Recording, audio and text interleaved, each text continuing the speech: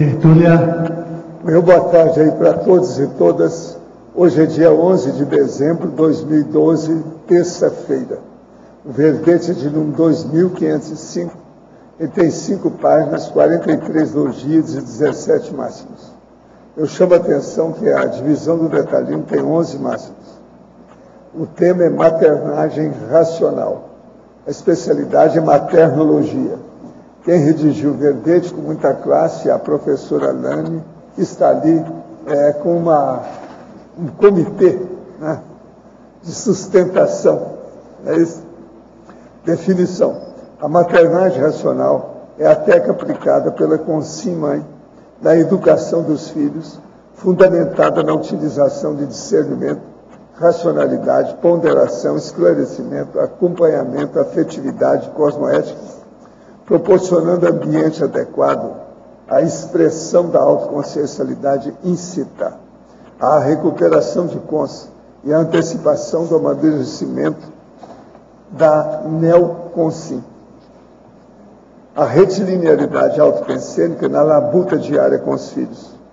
O holopensene fraterno da mãe ajudando a serenizar o holopensene maturescente dos filhos. A maternagem encarada como preenchimento, o empreendimento. A leitura de obras relacionadas ao tema. O isolamento momentâneo necessário à maternagem. O emburrecimento feminino na gestação humana. O lento recobrar da memória pós-parto. Os limites educativos coerentes a serem estabelecidos. A paciência essencial na criação dos filhos. O ônus do não. A escolha da melhor forma de lidar com a birra da criança. A carga diária de dedicação. Eu li apenas umas 5 linhas, tem mais de 20 aí. A fatologia. O autodesassédio permanente da mãe. A aplicação do arco voltaico grande chacral na criança em várias situações. A exteriorização de energias sadias na administração de conflitos com a criança. A entrada dos assédios pelo lado mais fraco em energias, inundando o holopensene doméstico. O estímulo para a criança movimentar as próprias energias. A TENEPS ajudando a amenizar a conturbação. Agora, na argumentologia, tem o tópico aí dos estímulos, com 10 exemplos de estímulos maternos ao abertismo consciencial e ao autodiscernimento da neoconsciência. Remissiologia. Dos 15 verbetes, nós destacamos 5. Acerto grupo kármico, barriga de aluguel, maternação, maternagem ideativa e maternidade lacrimogênica. Frase enfática. Exercer a maternagem racional representa dedicação constante de no mínimo 20 anos, com práticas fraternas e esclarecedoras, visando oportunizar a existência cosmoética a neoconsciência. Você, leitora, ou aqui no caso, ouvinte, na condição de mãe, sente-se motivada a agir racionalmente na criação dos próprios filhos, com a clara intenção de torná-los consciências autodiscernidoras? O quanto de esforço está disposta a aplicar nessa empreitada evolutiva? A bibliografia específica, eu lembro que tem 4 fontes bibliográficas. Agora, a mega análise aí com João Paulo são 20 itens. Apoio, afeto, gesson, influência e neoconsciência. Educação, dedicação, orientação, exemplarismo, esclarecimento. Amadurecimento, lúcido-pensenidade, materno-pensenidade, maternologia e ressomatologia. Ginossomatologia, grupo karmologia, assistenciologia, parapedagogia e cuidadologia. Agora, o verbete hoje do dicionário é naturologia, o argumento é omniverponológico. Eu chamo a atenção para a divisão do argumentário com 21 itens, mais baseado no processo da cultura da natureza, o tipo africana. Professor, se eu seguir a sua lógica em relação a ter filhos, segundo a matemática, um dia ninguém vai querer mais ter filhos e a humanidade vai acabar. Eu concordo com essa sua ideia de não ter filho, pois acelera o desenvolvimento consciencial. Mas como fica a humanidade caso a grande maioria não queira ter filho? Ela vai se extinguir aos poucos? Vem cá, essa aí é uma pergunta com algumas variações que quase todo mês aparece do povo que não raciocina muito. Está faltando raciocínio na sua matemática. Você não saiu da aritmética ainda. Você precisa chegar na matemática superior. Primeira coisa é o seguinte, se uma pessoa ela vai se dedicar à humanidade e vai ter a ultrapassagem do egoísmo da prole pessoal, quer dizer, deixar de parir os outros, essa pessoa, então, ela vai evoluir mais depressa. Ela evoluindo mais depressa, todo mundo vai querer ser mãe dela. Vai querer ser pai dela, porque ela é mais evoluída. Isso é uma regra. Então, é o contrário desse processo todo que o povo fala aí. Fico com medo. Se eu não vou ter filho, quem é que vai dar a luz para mim na próxima vida? Quer dizer, cada besteira. Raciocina mais um pouco, você vai ver. O processo de matemática, não adianta julgar muito, não. A matemática, às vezes, é a linguagem dos burros. Ela não serve para tudo, não. Outra coisa, a consciência não é matemática. Entende? O processo do código também é além da matemática. Então, vamos devagar com isso. Eu respeito a sua matemática, o seu bom ponto de vista. Não estou falando seu nome, mas você me perdoa. É mais uma dessas perguntas. Isso aqui fazem 30 anos que eles querem defender o processo da maternagem. A maternagem já era, para quem conhece um pouquinho da multidimensionalidade, que vê o processo da interassistencialidade, a evolução, a prioridade evolutiva pela cosmoética, a gestação humana, deixa de ter razão de ser. Agora, vamos pensar, vamos raciocinar, tem muita coisa pela frente. Agora, ó, a nossa enciclopédia da Conscienciologia tem dezenas de técnicas para esclarecer isso tudo aí, do ponto de vista da priorização evolutiva e da cosmoética. Agora, a verbetógrafa Lani Galdino, na Pensenologia, página 7, linhas 4 e 5.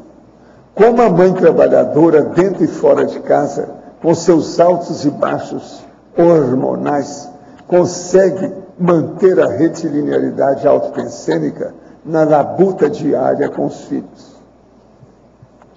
Eu penso o seguinte, a partir do momento, por exemplo, para o meu caso, a partir do momento que a pessoa se vê como mãe, não importa o que ela faz, aconteça o que acontecer, a prioridade dela é o filho. Então, assim, para a maioria das mães, pelo menos que eu conheço, é a realidade de quase todas, as pessoas em geral têm uma rotina puxada, trabalha, estuda, enfim, tem várias atividades. Principalmente se ela, no caso, não sei qual é, por ela estar assistindo tertúlia, é bem óbvio que ela está incluída nas ideias da conscienciologia. Ainda tem mais a questão do voluntariado. Então, há que arranjar tempo, prioridade, para estar com seu filho. Existe no meu caso, eu tenho, desde quando a minha filha nasceu, uma dedicação diária de pelo menos 3 horas por dia. Hoje ela está com 16 anos, e isso é inarredável da minha vida. Então, é uma coisa que precisa priorizar. Tem todas as outras coisas para fazer? Tem, mas a dedicação ao filho é diário, porque é um projeto, como eu falo aqui na frase enfática, não há jeito, é uma dedicação, representa dedicação constante de no mínimo 20 anos. Enquanto a criança ou adolescente não conseguir caminhar com suas próprias pernas, você vai precisar se dedicar. Vai precisar manter a retilinearidade autopensênica nessa lida, né, nessa labuta, nessa lida diária com a criança. Não há outra forma. Na fatologia, mesma página, linha 2 e 3. Poderia nos falar mais sobre o emburrecimento feminino na gestação humana e também sobre o lento recobrar da memória pós-parto? Eu penso assim, quando você está gestando, né, um ser, todo o seu corpo, toda a mudança hormonal, ela converge para essa gestação. Então, há uma mudança completa. você vai começar a funcionar com todas as tuas energias, teus pensenes, relacionados a essa criança. Então, no meu caso, voltando aqui, que eu coloquei a maternagem encarada como empreendimento. Então, assim, nunca pensei em ser mãe. Para início de conversa, não era uma coisa que eu havia planejado, né? Desde, assim, tem pessoas que eu vejo que, desde pequenininha pensa, eu quero ser mãe, brinca de casinha para ser mãe. Não era o meu caso. Então, quando eu me vi nessa situação, eu falei, então, o que eu posso fazer para criar essa criança da melhor forma possível e fazer com que ela tenha, né, seja um ser, né, diferente, seja uma pessoa, né, especial, que tenha discernimento, que vá, né, ter uma programação existencial coerente, né, que eu consiga alavancar de alguma forma a vida dela. Então, o que eu fiz? Eu comecei a fazer todos os movimentos necessários para que isso acontecesse. E eu comecei a me movimentar, além do meu trabalho, a me dedicar exclusivamente para isso. Ou seja, comecei a ficar mais recolhida, mais introspectiva, mais pensando só nisso, mais lendo as coisas referente a essa questão da gestação, da gravidez. Comecei a me ver, ao invés de ler coisas referentes ao meu trabalho, na questão de, no caso fiz contabilidade, direito, esqueci toda essa questão, fui ler Pais e Filhos, o autor que eu botei que é o Delamare, que foi a primeira obra que eu li a respeito disso. Ou seja, você começa a ler essas coisas, como dar chupeta, como dar mamadeira, como dar banho. Então, assim, é uma coisa voltada egoisticamente para aquela consciência que vai nascer. Ou seja, você deixa realmente de ter uma visão ampla, um panorama amplo sobre todas as coisas, de ter uma cultura geral para ter uma cultura restritiva só a respeito daquele ser ali que você está gestando. É nesses termos que eu falo que você restringe muito, você restringe só aquele ser que está ali. Então você fica egoísta mesmo, você emburrece em relação a todo o resto para se dedicar àquela gestação, àquela maternagem. E depois daquilo, você está imbuída. Teve o neném? Beleza. Aí você começa a estar imbuída com amamentação, fraldas, mamadeiras e tudo mais, e continua até aquele período passar, é a criança mesmo. Esse período inicial é dedicação completa até ela começar a ir para a escola, essa coisa toda. Então, é o lento recobrar. Aí você, aos poucos, vai desmamando mesmo, literalmente, do peito, e aí começando a se dedicar a outras coisas mais importantes, né? Mais evolutivas, né? Começando a retomar a tua cultura geral. Então é nesse aspecto aí que eu falo esses dois itens da fatologia. A turma, de modo geral, acha que a recuperação da lucidez da gestante, parturiente e recém-mãe é só depois de 6 meses do parto que ela recupera mais a lucidez. E é por aí realmente mesmo, cai a lucidez. Cai, exatamente. QI cai. Agora, como funciona o sinergismo amor materno, amizade raríssima? Está na Sinergismologia, página 8. A gente estava até antes comentando aqui que essa seria uma pergunta-chave. Então, uma coisa que eu comecei a pensar, que de repente faz tempo que eu mandei o tema, e uma hipótese que eu levantei, eu levanto outras hipóteses também, como os outros sinergismos que eu coloquei aí, laço biológico, laço multiexistencial, né? Por que a minha filha escolheu a mim, né, para ser a sua mãe, né, para gestá-la?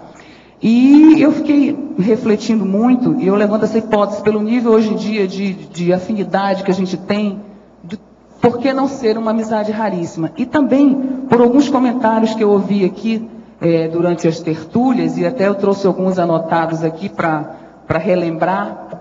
E eu lembro que eu estava aqui numa tertúlia, que foi a tertúlia de autopensene inato raro, que o professor Valdo estava falando, da condição dele, que ele falava assim, mais ou menos 1 minuto e 45, 1 hora e 45 da tertúlia, quando ele falou assim, que ele teve contato com a monja, né, que ele sabia que tinha sido filha dele, e isso ajudou muito a ele.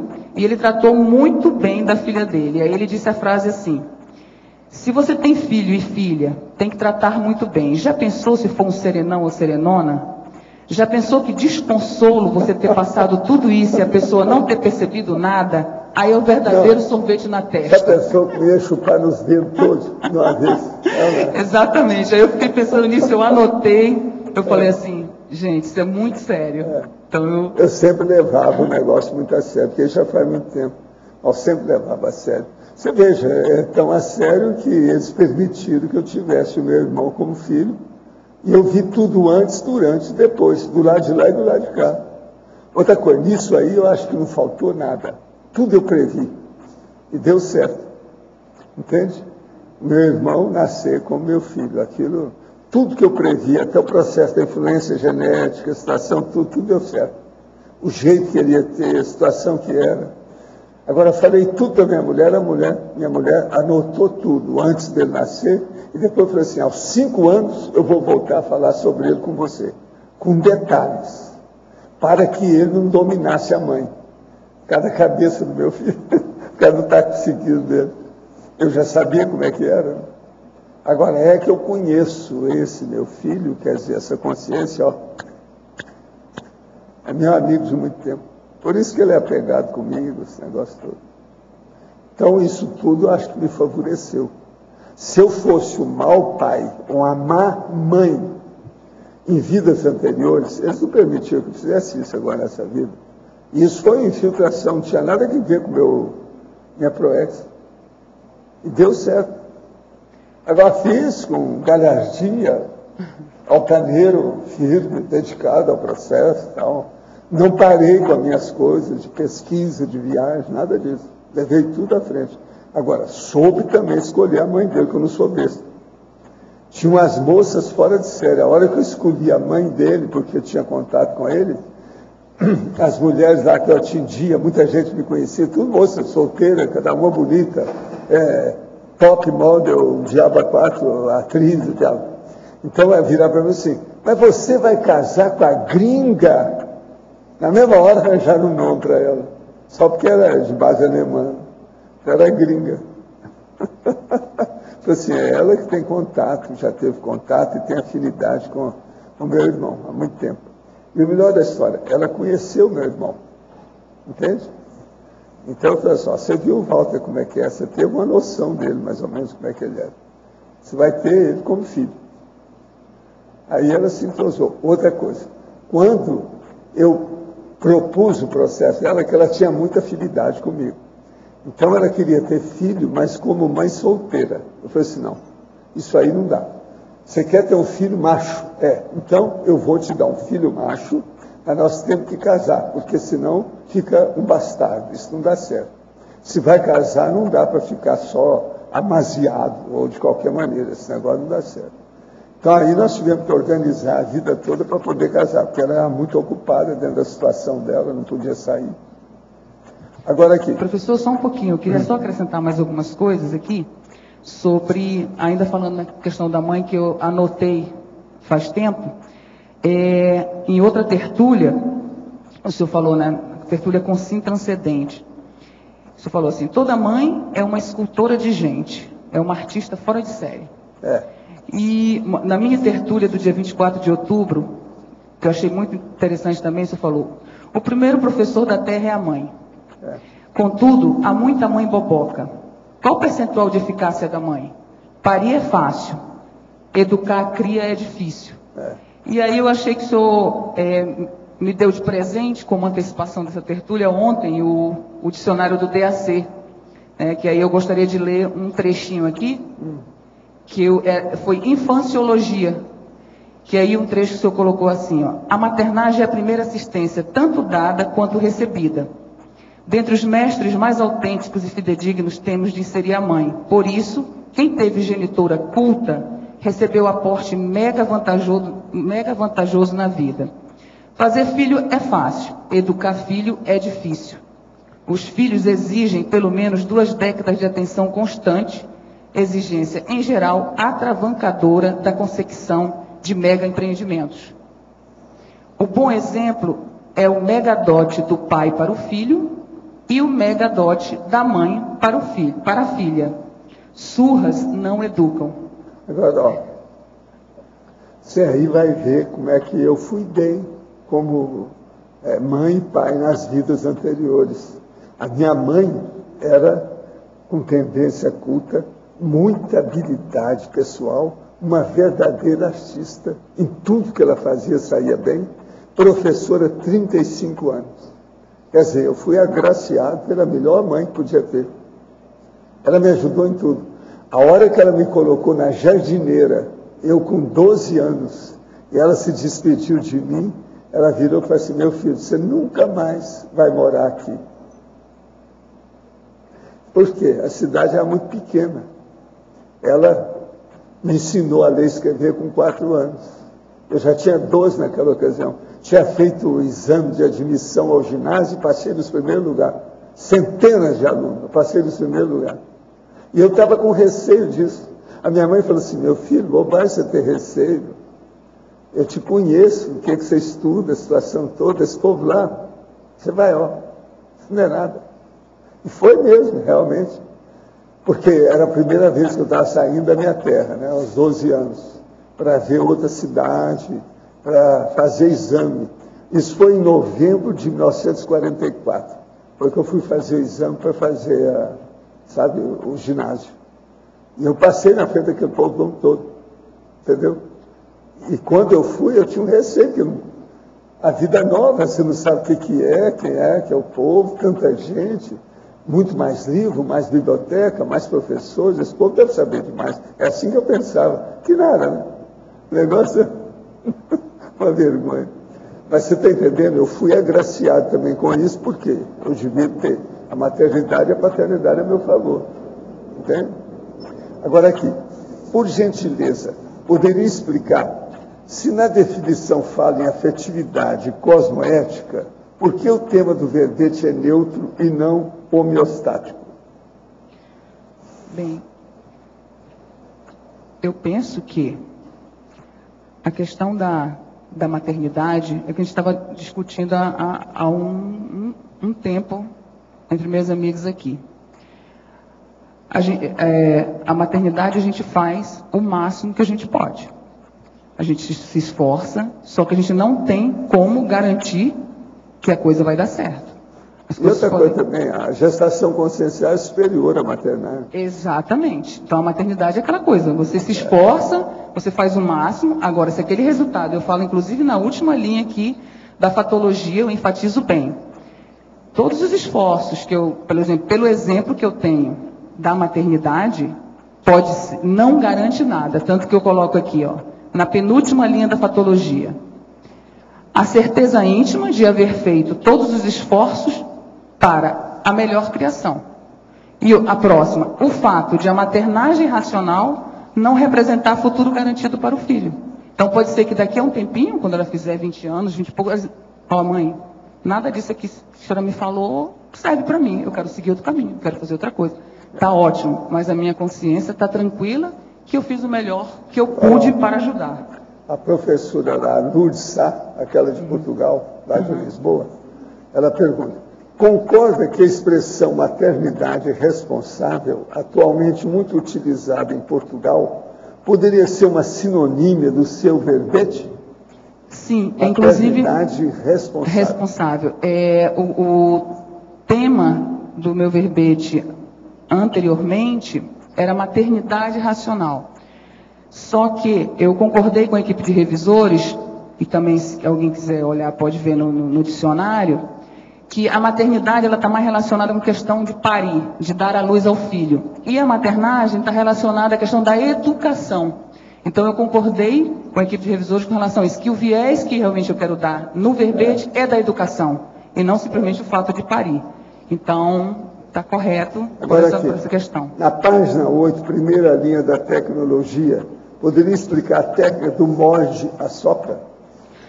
Essa técnica é o seguinte, é o que a gente precisa, no caso, o tempo todo está fazendo, que é a questão de você estar, ao mesmo tempo, falando sério, orientando em determinados contextos e dando amor e carinho ali a seguir. Então você vai, orienta, fala sério, mas isso não quer dizer que você vai reprimir, vai bater, vai, de qualquer forma, maltratar a criança. Morde só para isso. Você fala sério, mas daqui a pouco você está com a criança, está dando colo, está dando carinho, assim que ela para, reflete e vê se aquilo tem lógica ou não para ela.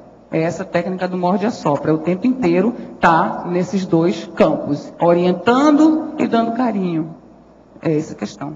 O que o professor pensa a respeito do projeto de lei aprovado no Senado, que prevê a inclusão de 2 novas disciplinas obrigatórias: cidadania moral e ética no ensino fundamental e ética social e política no médio. Olha, eu acho que isso aí é importante. Eu acho que nacionalismo é uma das coisas mais bobas e perigosas que existe. Mas o problema da educação moral e cívica é muito importante, principalmente no Brasil. Por quê? Para melhorar os eleitores a escolher seus candidatos. Então, se a pessoa começar a pensar no Brasil, em direito, né, em processo ético, etc., tal, e moral e a ética da cidadania, ela vai talvez melhorar o problema de escolher esses candidatos para deixar de pôr os tiririca da vida lá em cima e outros mais. Levar o problema da política mais seriamente. O Brasil precisa de melhorar a politização dos brasileiros. Por exemplo, a Argentina tem mais politização do que o Brasil. A gente nota isso tudo lá. Você chega numa livraria, aonde tem as estantes e as montas maiores sobre o assunto que te chama mais atenção é sobre política. Agora, não precisa de ser tanto, mas precisa de melhorar um pouco. A turma que falou em política, eles torcem o nariz e dão parece que está sentindo mau cheiro. Então, pode ser que isso aí vai nos ajudar. Agora, tomara que não seja influência dos PT e da marxistas e besteiras e besteirada que já fizeram por aí afora. O pior partido que já se criou no Brasil até hoje foi esse PT. Esquerdista. Sei lá se vão ter alguma orientação marxista, por isso que estão colocando isso aí, precisa de ver. Aqui, por exemplo, fizeram a UNILA. Vamos ver também o que vai dar a UNILA até o momento. Qual o interesse político que tem atrás disso? Tudo a gente sempre tem que ver. Professor, um casal que tem filhos deve se casar? Podem constituir uma dupla evolutiva exitosa? Sim, tudo isso pode, mas agora o processo é o seguinte: na hora que casa, deixou de ser dupla evolutiva. E se tem filhos, eu acho que deve casar. Foi o meu caso. Eu vim nessa vida para não casar. Essa não era. Mas depois teve o negócio do meu irmão, eu falei assim, o jeito é arranjar um jeito de casar, vou arranjar uma mulher para parir esse meu irmão. Então, virou meu filho. Aí eu falei assim, a gente tem que casar porque tem que legalizar. Eu não vou querer ter um filho bastardo, foi o que eu estava falando aqui. Então, se tem filhos, deve casar. E esqueça o processo. Eu, por exemplo, eu não sou mais inversor. Eu sou reciclante, porque eu casei. Então, isso faz parte do serviço. Agora, um casal que não tem filhos pode ser uma dupla evolutiva exitosa, dependendo. Agora, a verbetógrafa. Na página 7, temos, em definologia, a maternagem racional é a técnica aplicada pela Consim-Mãe. Não seria melhor colocar o conjunto de técnicas, pois temos no verbete várias enumerações que indicam que não é apenas uma técnica, como a expressão, a técnica pode induzir. Conjunto de técnica, que é que muda? Você estuda aí depois com a Rosa. Uhum. Né? Posso ver. Agora, em fatologia, página 7, segunda linha. Gostaria que comentasse o isolamento momentâneo necessário à maternagem. É a questão de você ficar mais introspectiva nesse momento e começar a pesquisar tudo referente à maternagem. Estudo, tudo que você pode fazer para receber esse ser que você está gestando da melhor forma possível. Fazer um planejamento evolutivo a partir para você e para essa criança para o resto da vida. Então, é a hora. Engravidou, tem até um livro aqui, né? Estou grávida. E agora? Está aqui. Pode pegar aqui para mim, amigo, por favor? É um dos livros, né? Estou grávida. E agora? Então, tem que saber o que você vai fazer a partir desse momento. Então você precisa realmente desses momentos de reflexão. E agora, empreendimento, como eu botei aqui, a maternagem encarada como empreendimento, não é engravidar e ficar por isso, eu vou só ver fraldinha, pipo, não sei o quê, não. É ver exatamente o que você vai fazer a partir de agora. É um ser que vai te acompanhar pelo resto dessa vida, né? Já deve estar, hipoteticamente, já está acompanhando você em outras vidas, está nessa e ainda vai ficar muitas outras. Então, é bom parar, pensar, refletir e fazer um planejamento. É esse isolamento que precisa, principalmente nesse momento inicial aí da gravidez. Em principiologia, por favor, explique o princípio da descrença constatado pelo laissez-faire. Isso aqui eu pensei nesse princípio da seguinte forma: tem horas que você orienta a criança, o adolescente, que é a minha experiência até agora, e não adianta muito. Ele precisa aprender com as suas próprias experiências. Então, é o momento que você deixa a criança, o adolescente fazer e ter as suas próprias experiências, constatar se para ela aquilo vai servir ou não. É exatamente esse princípio aqui. Tem horas que não adianta você dizer, isso aqui serve para você. Você tem que se isentar e deixar ele aprender, ele ter as suas próprias experiências. Não dá para impor nada. Aí entra a flexibilidade, que está inclusive na fatologia, aquela flexibilidade dos pais. Não dá para ter TACAP. Você precisa ser mais concessivo, mais flexível. É exatamente o que eu coloquei nesse princípio. Em efeitologia, página 8, quarta linha, poderia enfatizar o efeito rebote da repressão? A repressão, eu penso que desde o início ela só traz prejuízos, porque aquilo pode ser que não estoure na hora, mas uma hora ela vai dar problema, tanto para a criança, como para os pais, como para o círculo de convivência. Eu tenho oportunidade de ver, por exemplo, na minha casa, o que a gente usa muito é o diálogo constante. Tanto que eu falo em alguns lugares aqui do verbete da questão do diálogo caloroso para depois chegar a um consenso, que é o que acontece a toda hora. E eu vejo consigo observar exemplos de amigas da minha filha que tem esse processo de repressão, e a gente vê as camuflagens que são feitas, as repercussões que acontecem, vejo os maus feitos que acontecem, as quebras de regras, a questão da ida para tóxicos, são coisas assim que difíceis até de enumerar, tudo fruto da criação repressiva dentro de casa. Então eu penso que é um efeito rebote a criação repressiva sem diálogo, sem aquele discernimento para estar o tempo todo fazendo aquele follow-up, né? Conversando, interagindo, checando, estando presente o tempo inteiro com a criança. A quinta linha aqui, né? Na quinta linha, a escolha de melhor da fratologia, desculpa. A quinta linha da fratologia. A escolha da melhor forma de lidar com a birra da criança. Isso aqui essa questão da birra, né? Isso aqui é mais, eu penso que é mais quando é menor, pelo menos a experiência que eu tenho, e você tem que, na realidade, se equivaler a ela, ou seja, você tem que falar na linguagem dela. Eu lembro contar um caso aqui, acho que quando tinha 2 para 3 anos, a gente estava num supermercado, e aí eu acho que ela queria alguma coisa, uma boneca, enfim, uma coisa bem básica assim, e aí eu falei assim, não, agora não dá, você não está precisando e tal, e aí se jogou no chão, esperneou, ficou rolando, aí eu peguei, me afastei um pouco, fiquei vendo aquela cena, e ela lá, se revirando, chorando, e eu observando.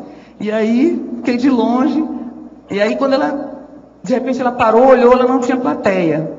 Não tinha ninguém, não estava mais perto dela, ela se recompôs, levantou, tipo assim, cadê minha mãe? Aí ela correu para o meu lado, aí eu peguei, praticamente sentei no chão e fui conversar com ela. Falei, ó, 2 aninhos. Mas não podemos esquecer que é uma consciência. Falei, ó, isso não é legal, isso não é a melhor forma de você conseguir as coisas e tal. Conversei.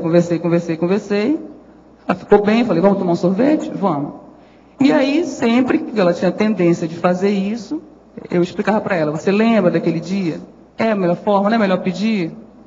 Então, vamos conversar? Ela lembrava e pronto. E aí, pronto, a coisa vai passando. Então, assim, na minha opinião, o diálogo sempre é a melhor forma.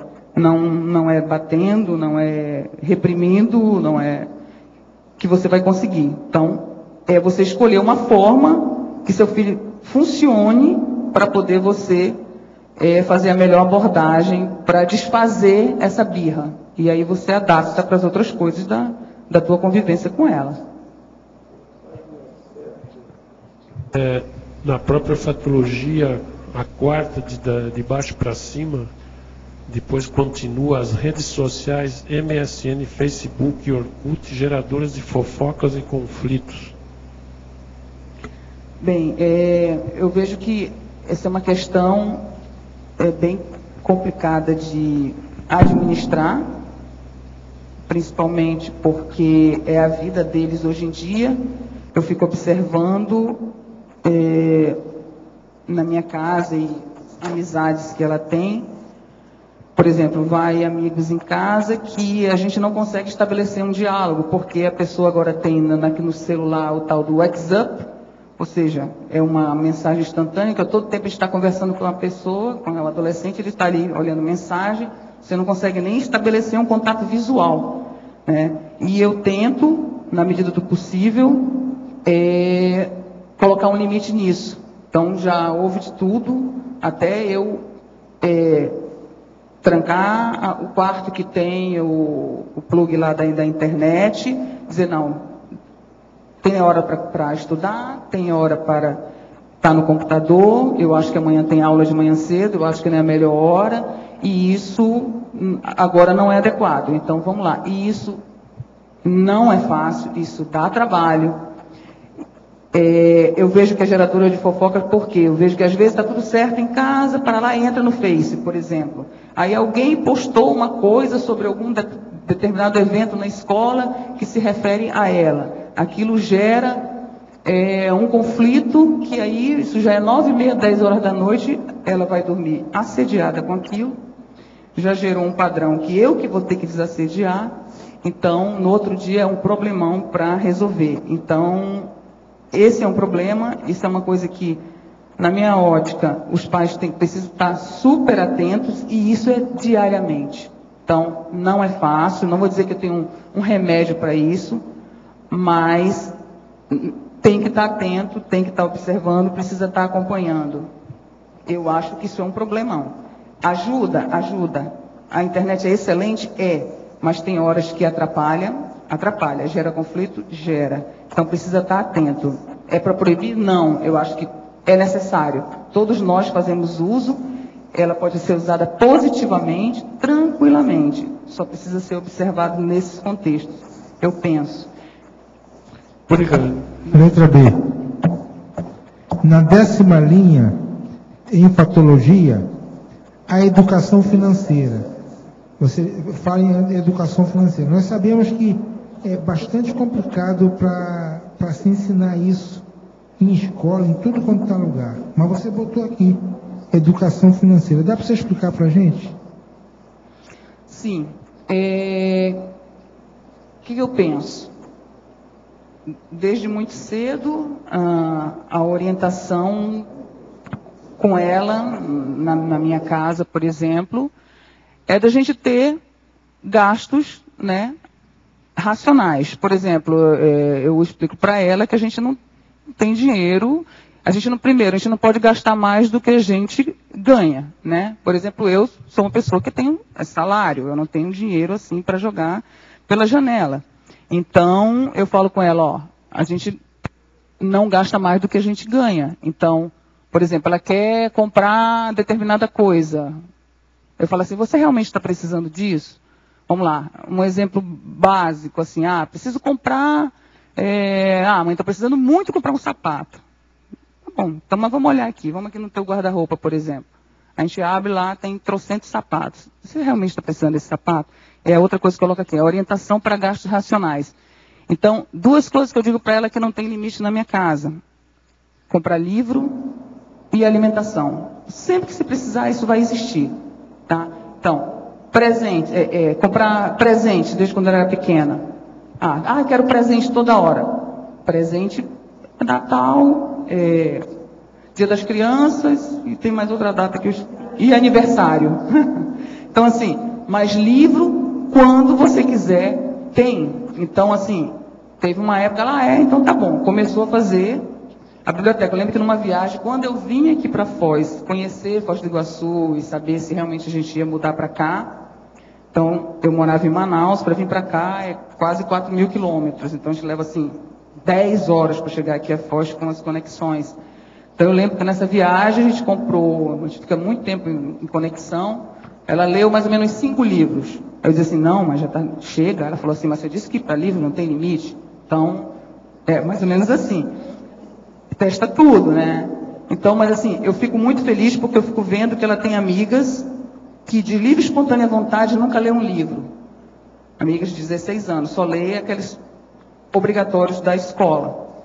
Então, eu vejo que nesse ponto eu obtive sucesso com ela, que aos 12 anos, isso é o ponto que eu acho muito positivo. Aos 12 anos ela já tinha a biblioteca, óbvio, dentro do limite dela, mas uma biblioteca com 100 livros. Então, para mim, eu acho que isso é muito importante, assim. Acho bem interessante.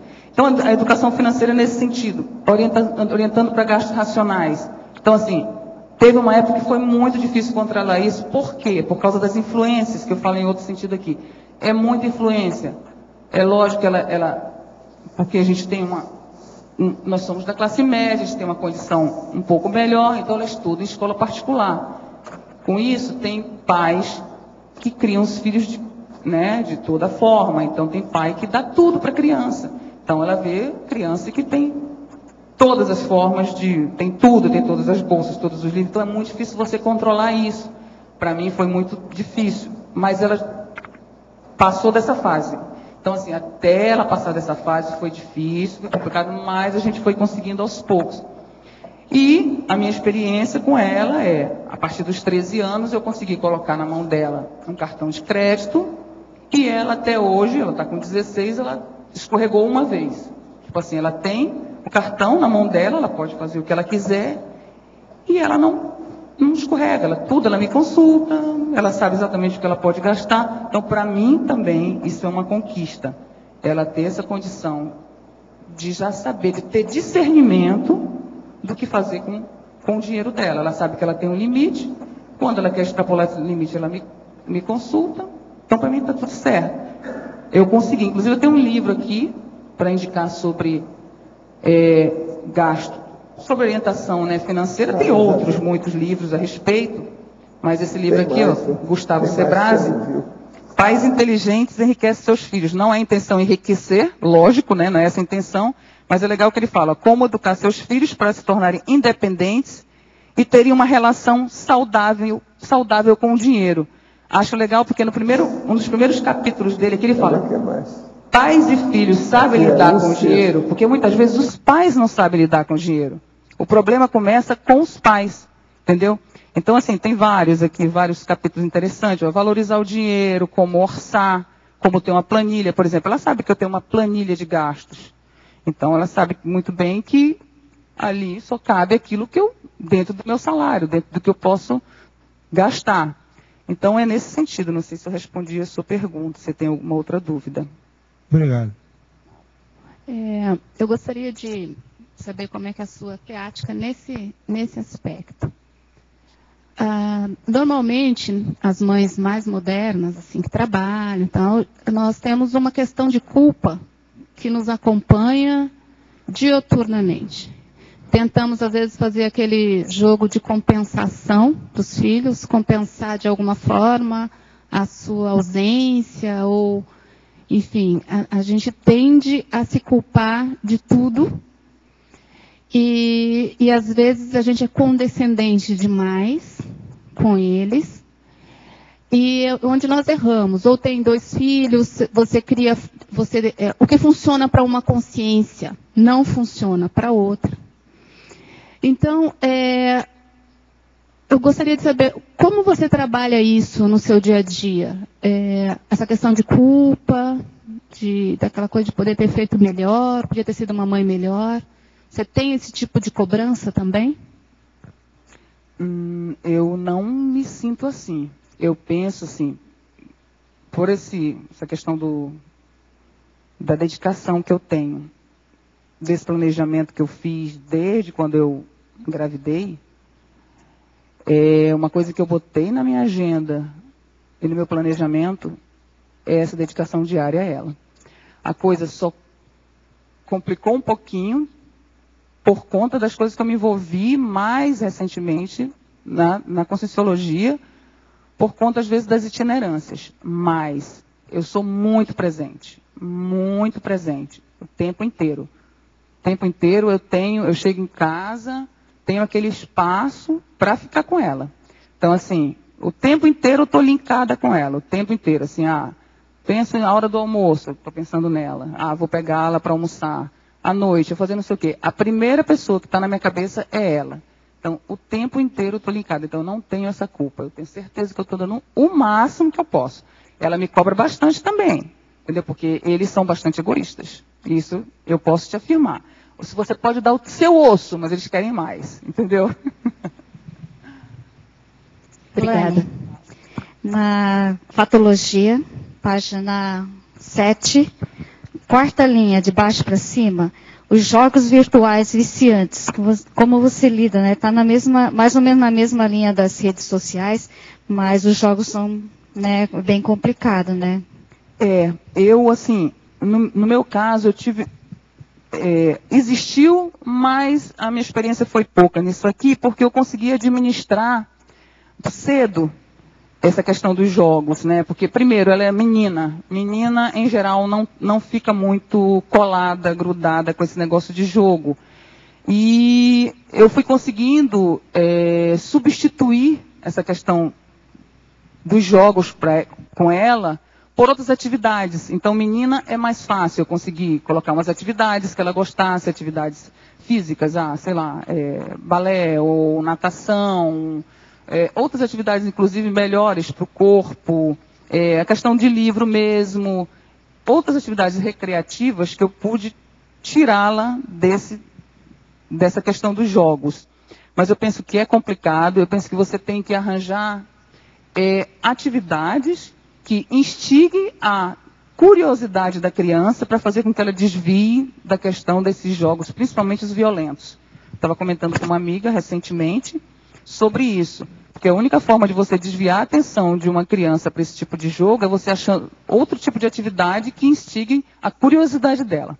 Porque senão vai ficar difícil de tirá-la desse foco, né? Que não é nada interessante. O esporte é uma coisa muito interessante, mas chega uma hora, na adolescência, ou eles amam o esporte ou eles odeiam o esporte. Então, às vezes eles ficam muito sedentários.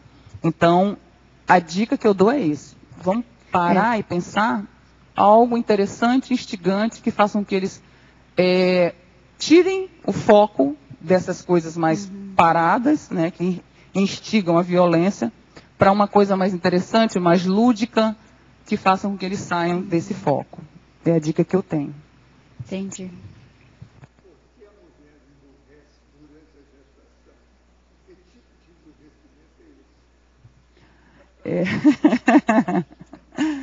Eu penso que o emburrecimento é por causa do foco que ela precisa dar para a geração desse novo ser.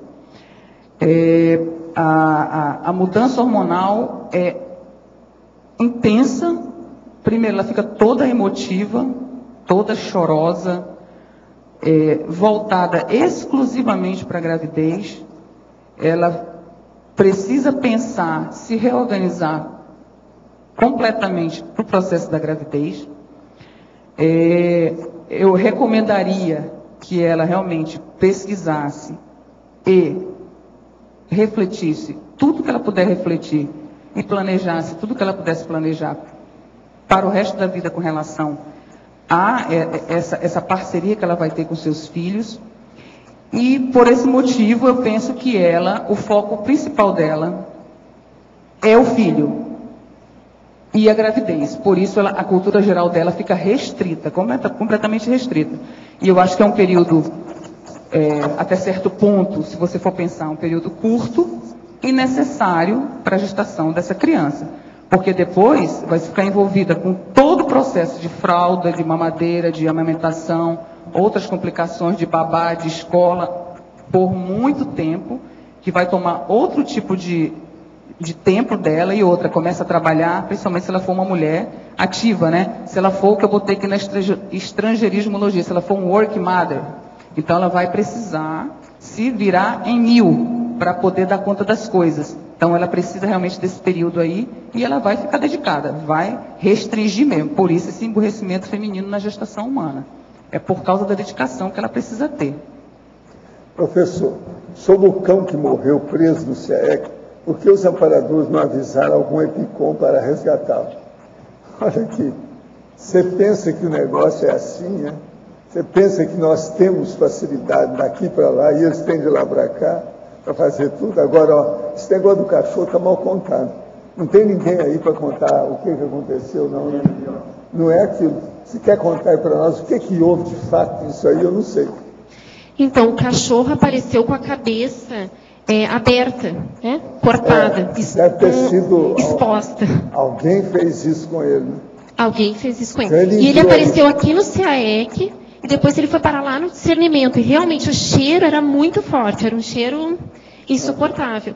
E ele teve que ser eutanasiado. Ah, sim. Porque realmente ele estava muito mal. Não morreu aqui. Ele foi levado numa veterinária. Professor, gostaria de saber a vossa opinião sobre o bruxo Aleister Crowley. Tendes alguma notícia sobre essa consciência? Podeis tecer alguns comentários sobre tal personalidade? Isso aqui, você já viu o verbo que está sendo usado? Escuta, esse cara era um dos mais baratosféricos de todos os tempos em matéria de magia. Esqueça ele. Foi ele que levou o Paulo Coelho para o hospital psiquiátrico. O Paulo começou a mexer com os processos do Aleister Crowley e deu nisso. Quem quiser ver as bobagens dele e para evitar, nós temos livro tudo a respeito dele em diversos idiomas lá embaixo. Quando você se tornou mãe, tinha conhecido já a Conscienciologia? Era voluntária? Não, eu conheci a Conscienciologia, ela tinha 4 anos de idade. A verbetógrafa. Na Fatologia, página 7, a escolha da melhor forma de lidar com a birra da criança. Como lidar com a birra da criança? Escolhendo a melhor forma de abordagem com a criança. Eu penso que é pelo diálogo. É pelo diálogo, é você se equivalendo à criança, principalmente com relação à idade dela. É você ficando ali do tamanho dela, sentando, se ela está no chão, senta no chão junto dela e fala olho no olho, não esquecendo jamais que ela é uma consciência, que ela vai entender exatamente o que você está falando. Você não pode ceder, na realidade, quando ela começa com birra, ela está chamando a atenção. Ela quer chamar a atenção. E se você sentar e olhar olho no olho e esclarecer, ela vai entender. Eu conheço algumas mães que têm filhos pequenos, 4 a 6 anos, com relatos parapsíquicos bem claros. E elas acham que tudo isso é imaginação da cabeça deles. Como pode ocorrer o esclarecimento dessas mães que têm ou tiveram filhos com parapsiquismo avançado? É evolução. Evolução? É evolução. Exatamente. Tem uma instituição que chama Evolucim. Eu não tenho mais detalhes da instituição aqui, que poderia ajudar. Mas eu penso que a mãe também estudar a respeito, né? A primeira coisa é a mãe se esclarecer. Eu acho que o discernimento da mãe é estudar um pouco mais as ideias da Conscienciologia nesse caso, estudar sobre parapsiquismo, sobre fenômenos, fazer os cursos da Conscienciologia, enfim, ler mais, pegar livros sobre parapsiquismo, tem fora e dentro da Conscienciologia nós temos literatura sobre isso e fora também. Eu ia trazer um livro, acabei não trazendo, sobre isso. Então, vale muito a pena, que só assim ela vai conseguir assistir ao filho. De outra forma, fica difícil de assistir. Quanto tempo só um demora? minutinho, professor. Agora, dia 6 de janeiro, ocorre o curso Precocidade Parapsíquica com a professora doutora Carla Giuliani. É exatamente um curso voltado a pais e educadores no trato da criança parapsíquica. E ela, no trato dela mesma, né? Na lembrança de como foi a infância dela. Quanto tempo demora para um teleguiado pré-evoluciólogo se tornar um evoluciólogo?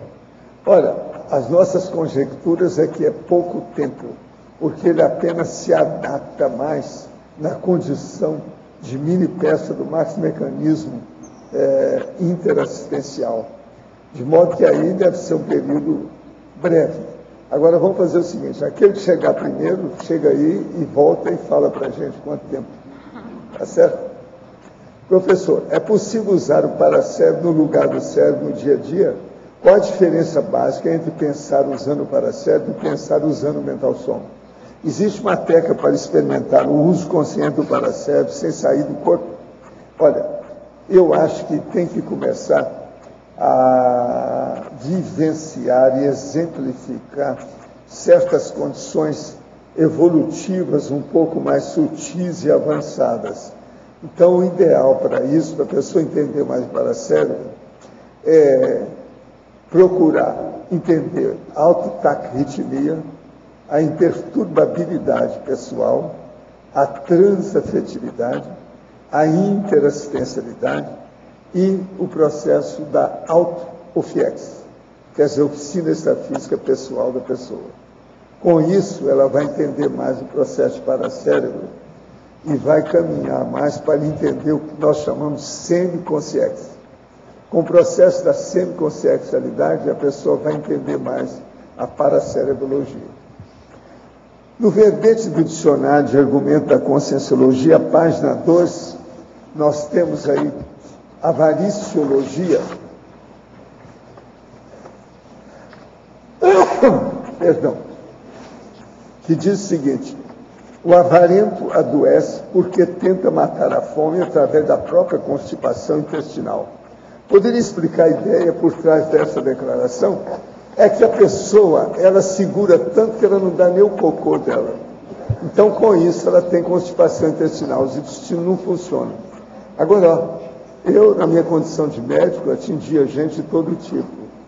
E eu vi alguns casos desses homens que o cara tinha realmente constipação intestinal. Teve um que quase chegou a ter o processo, você sabe, de fecaloma, que é uma das piores coisas que pode acontecer com o intestino. E eu fui examinar. O cara era mão de vaca. Não cedia nada dele. A família reclamava dele, tudo isso. Então ele tinha dificuldade de colocar fora até a matéria gasta do intestino dele. Agora, eu vi 3 casos desses. Agora, teve um que o negócio era sério, porque eu tive que falar com ele: olha, isso aí pode se transformar no fecaloma, aí vai ter que fazer uma cirurgia em você para abrir isso aí. Aí, vamos trabalhar com o homem para ver como é que é, ensinar ele para tomar mais água, usar mais fibra e outras coisas mais, e ele também ficar um pouco mais elástico no processo do convívio social. Ele tinha dificuldade com tudo isso. De modo que isso aí é um negócio sério, esse processo da avareza, da avarícia, do mão de vaca, do cara que não solta nada. Agora aqui, no verbete do BAC, na página 3, o adendo omnipesquisologia, poderia expandir como seria o sistema da omnipesquisa do Serenão trabalhando no anonimato. Olha, o que eu vejo é o seguinte: o Serenão tem atributos mentais que nós não sabemos ainda, nem sabemos como é que funciona. E ele sabe usar isso com perfeição. Numa condição dessa, ele é capaz, então, de camuflar as grandes assistências que ele faz dentro do processo do anonimato e da interassistencialidade dele. De modo que a gente tem que entender o processo, como é que é. Agora aqui, ó, você deve começar a ver o seguinte: você anda a cavalo? Isso aí começa por aí, é uma sutileza. A maioria ainda está muito perturbado com isso. E anda a cavalo, não quer saber de nada. Agora, então, você é cavalheiro ou é cavaleiro? Tudo aí é o que nós estamos chamando a atenção. Urubuceva, o que é que você acha disso tudo? É assim que nós vamos chegar na serenologia. Tem que ver as nuances do processo cosmoético evolutivo. Eu agora entrego, pode falar. Oi, Dani, aqui no ar. Eu queria te fazer duas perguntas. A primeira é mais genérica, assim. Como que você vê, assim, o que você pensa sobre essa condição de ser voluntária da Conscienciologia e também mãe, assim? Como que você vê a relação do filho, da filha, no caso, com a Conscienciologia, em termos, assim, de limites, né, da presença da Conscienciologia na educação? E eu te pergunto isso porque eu já vi, assim, a gente sabe, né, que existe casos de filhos, né, de voluntários da Conscienciologia que, às vezes, na infância tem uma boa relação, mas na puberdade, por exemplo, tem um antagonismo, cria uma refratariedade, né, à Conscienciologia. Então, o que você pensa sobre isso, assim, em termos de limites, né, da Conscienciologia na educação familiar? Você fala limites dela com relação à Conscienciologia? É uma pergunta um tanto ampla, assim, sabe? Tipo, eu vi, por exemplo, no seu verbete que você fala assim, esclarecer sobre o uso das bioenergias, por exemplo, é uma questão, né, da Conscienciologia, mas, por outro lado, se você acha que os pais devem ensinar ativamente a Conscienciologia como um todo, ou isso deve ser demandado pela criança, vamos dizer, como que uma criança vai discernir, né, aquilo que é imposição dos pais e aquilo que é dela, do discernimento dela? Tá. Bem, no meu caso, eu deixo ela muito à vontade. Então, assim, eu vou até onde ela permite, sabe aquele negócio de você respeitar o limite do assistido? É assim, por exemplo, ela não vem nas coisas da Conscienciologia por opção. E eu também não forço. Mas, por exemplo, eu trabalho energia com ela. Ela deixa eu fazer um arco voltaico. Ela faz estado vibracional. Entendeu? Assim, a hora que ela está a fim de trabalhar energia, ela trabalha. Mas também eu não interfiro. Se ela quiser vir um dia, ela vai vir. Se ela quiser assistir uma palestra, ela vai assistir. Mas, porque assim, ela tem influência da parte do pai, da questão da religião também, né? Religião católica. Então, assim, eu deixo ela muito à vontade. Ela respeita meu espaço, respeita o espaço dela. Então, é uma coisa muito tranquila. Por enquanto, ela não é antagônica. Então, assim, eu penso que uma hora ela vai se chegar. Mas, assim, nós somos muito claras a respeito disso. Como? Desde os 4 anos ela conhece, né, as ideias através de mim, isso ficou muito corriqueiro, muito tranquilo, tem as minhas coisas, tem a biblioteca, ela transita com a Conscienciologia dentro de casa. Ela desbarra com a Conscienciologia toda hora dentro de casa, né, por causa de mim. Então, eu deixo ela muito à vontade. Então, assim, quando ela quer se esclarecer sobre alguma coisa, eu esclareço. Eu vejo que ela usa neologismo da Conscienciologia, mesmo sem se perceber. Por enquanto, não vejo antagonismo nenhum a respeito disso. Então, eu vou tateando, não imponho nada e deixo ela ficar na dela também. Uma hora, se ela quiser chegar, ela vai chegar, será muito bem-vinda, sabe? Não sei se eu te respondi. Sim, sim. E qual era a outra pergunta? A outra pergunta é a seguinte, deixa eu ver aqui. Na página 8, em tecnologia, terceira linha, você coloca ali a técnica de receber petardos e devolver esclarecimentos. Será que você pode explicar melhor assim como que isso funciona, como é que é? É assim, dependendo, por exemplo, essa fase que a gente está passando, a fase da adolescência, eu acho que para a maioria das pessoas, é uma fase muito complicada. De muitas alterações. No caso da mulher, um negócio bem potencializado por causa das alterações hormonais. Então, tem horas que ela vai colocar uma ideia, apesar de eu achar que ela tem bastante maturidade, o negócio sai meio torto. Então, ela coloca a ideia dela da forma que vem, né, com a energia que ela está pensando no momento. Então, eu tenho que ter muita tranquilidade, estar ali, trabalhar a energia naquele momento, maturidade, Não confundir as coisas, tá ali pensando que eu sou mãe, mas também sou uma assistente. Que eu ali, naquele momento, sou a pessoa mais madura para poder assisti-la. Então, tenho que ficar tranquila e devolver um esclarecimento para ela. Que eu sei que naquele momento ela não vai ter discernimento para se acalmar e fazer uma colocação tranquila, como eu estou colocando aqui. Então, ela não tem maturidade para isso. Pela idade, né? Principalmente pela idade e pelas questões todas que ela está passando. Então, eu tenho, por isso que eu falo da questão da necessidade do autodesassédio. Ou seja, tem que estar trabalhando energia o tempo inteiro, porque cada interação é uma demanda energética. Cada interação é uma demanda energética.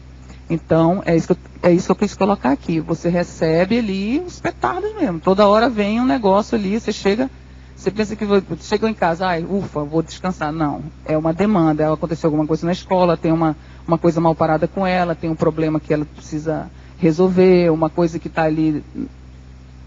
Pode ser problema de toda ordem, pode ser até uma dúvida que ela tenha, e você vai ter que estar preparado para assistir. Você é uma mãe assistente. Ou seja, o tempo inteiro você tem que estar com sua capacidade de autodesassédio e heterodesassédio prontinho para funcionar. Isso eu botei em algum lugar aqui o plantão assistencial. Tem que ter esse plantão assistencial. Quando você se dispõe a ser mãe ou pai, isso é uma coisa que tem que estar inerente. É nesse sentido. Ok? Tá bom, obrigado. Lani, oi? Qual você acha que foi o maior ganho que você teve com a conscienciologia na sua maternagem? Eu acho que foi a maturidade para lidar com ela. Eu penso que se eu não tivesse entrado nas ideias da conscienciologia, eu acho que eu não teria essa maturidade para lidar com ela, entendeu? Eu acho que eu ganhei muito, principalmente nessa capacidade de autodesassédio. Eu acho que as interações não seriam tão eficazes, sairia torto. A questão do autodesassédio eu acho que é fundamental. Discernimento nas abordagens, tudo. Essa questão do estudo, tanto que a pessoa perguntou se eu já conhecia a conscienciologia antes, né, quando engravidei. Não, eu não conhecia ela tinha 4 anos, mas como eu tenho esse hábito do estudo, eu mesmo, quando engravidei, eu falei, não, o que eu vou fazer agora? Eu vou, encarar como empreendimento, eu vou estudar, ver o que eu posso fazer para ajudá-la mais e me ajudar também. Mas o negócio da conscienciologia para mim foi isso. Atares. Sabe? Não cair nas esparrelas que eu coloco aqui da TACOM. O tempo inteiro está dando presente para compensar. A questão da compensação. Vou dar um presente para poder me livrar. Vou deixar para a escola tomar conta para mim, para eu não ter trabalho em casa. Né? Deixar para babá cuidar para eu não ter trabalho em casa. Não, eu prefiro encarar. Eu encaro agora, que é para poder não ficar um adulto dentro de casa dando trabalho depois e eu ficar velhinha e aquele adulto ali batendo cabeça e dando trabalho, entendeu? Então, eu prefiro, eu faço todo esforço para ver se dá certo para ela ficar um adulto, assim, discernido, entendeu? Assim, esse foi o ganho para mim. É eu ter agora essa lucidez de dar o máximo para ver se as coisas dão certo o quanto antes, sabe? Lani? Dentro das fases do crescimento do filho, qual fase você acha que você julga a mais difícil de exercer a maternidade racional? Quando criança, adolescente dá mais trabalho, mas talvez a criança a gente possa, não sei, manipular um pouco mais, ou ao final no desapego, como vai ser isso de não ter mais a função da mãe, quando ela já estiver menos envolvida, menos sob a sua maternidade? Deu para entender? Qual fase, em resumo, qual fase é a mais difícil de manter a racionalidade? Olha, eu sinceramente todo mundo fala assim, né? Essa fase é a mais difícil. Todas as fases são muito difíceis. Mas vamos falar da questão de discernimento, né? Quando que você pode ajudar mais com o teu discernimento? É realmente quando ela começa a entender mais o que você está falando, né? Então eu acho que aí olhando como consciência desde pequeno mesmo. Eu acho que cada degrauzinho que eu fui construindo com ela foi importante. Cada degrauzinho lá, 2 aninhos de idade, quando começou com a birrinha ali, eu acho que já foi importante, sabe? Eu acho que cada degrauzinho foi importante, sabe, Selma? Não tenho, assim, uma coisa determinante, não. Eu acho que é uma construção. Construir, não dá para começar, de repente, querer fazer. Não dá. Por isso que a gente vê você pegando uma pessoa, agora a pessoa está com 15 anos, agora eu vou dar um jeito nessa... Agora eu mudei e vou dar um jeito nesse meu filho. Não dá. Eu, na minha ótica, pode ser que tem gente que pense diferente, mas eu acho que filho é uma construção. Sabe? É uma coisa lá é base mesmo, é investimento mesmo. Eu botei aqui, na frase enfática. É esforço de 20 anos para poder dar certo. Agora, falando em desapego, eu crio ela com a seguinte filosofia, né, na minha cabeça. Com total desapego, assim. A minha ótica é que ela vá estudar, terminar aí o seu ensino médio, entrar para uma faculdade. Uma faculdade, eu estimulo que ela faça um ensino público, né, para ter um ensino bom, né.